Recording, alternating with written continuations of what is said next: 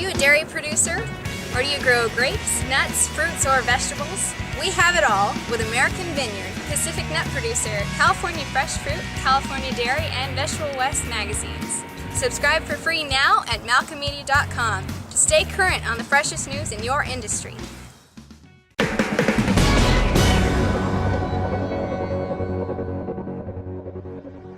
Hello, I'm Matthew Malcolm with American Vineyard Magazine, reporting to you from the 2017 annual San Joaquin Valley Grape Symposium here in Easton.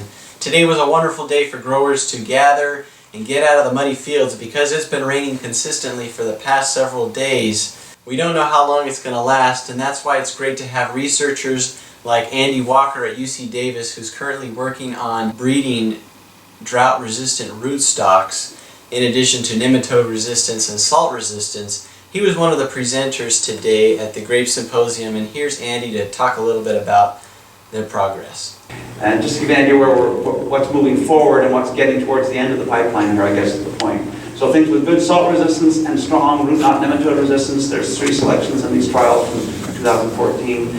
This is an improved GRN. The GRN rootstocks, the Grape rootstocks for nematodes, GRN, were released 5 years ago, and now we're improving those already with adding salt resistance and adding drought tolerance to those backgrounds. So the grape breeding program at UC Davis is now trying to integrate drought resistance with salt resistance and nematode resistance into a single package.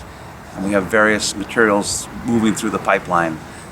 Some are more advanced in terms of salt resistance, some are more advanced in terms of nematode resistance. And now we're trying to couple those 2 traits together. We have plant material on trial on campus, not yet in the industry, but on campus in field trials. In performance data, we're happy with the nematode resistance, we're happy with the salt resistance. Now we're verifying they grow well. Sometimes that'll throw you a curve. We've discovered some strange nutrient deficiency symptoms in a few of these materials, but it's good to have them tested that way and before we make any releases. But it looks like we can combine those things together. Drought resistance has been more difficult.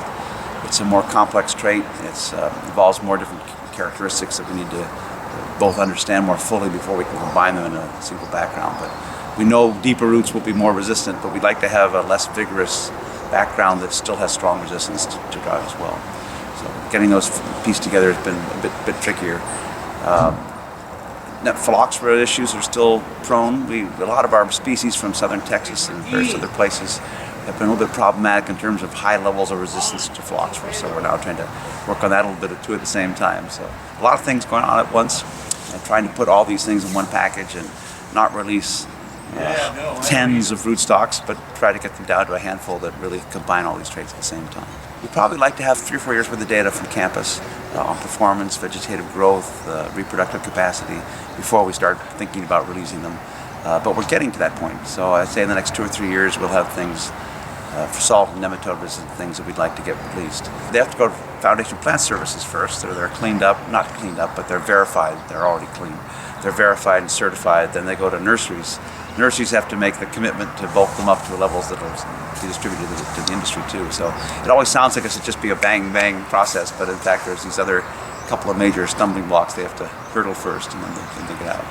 So it's usually more like 5 years, I would say. 4 to 10 years for the whole material.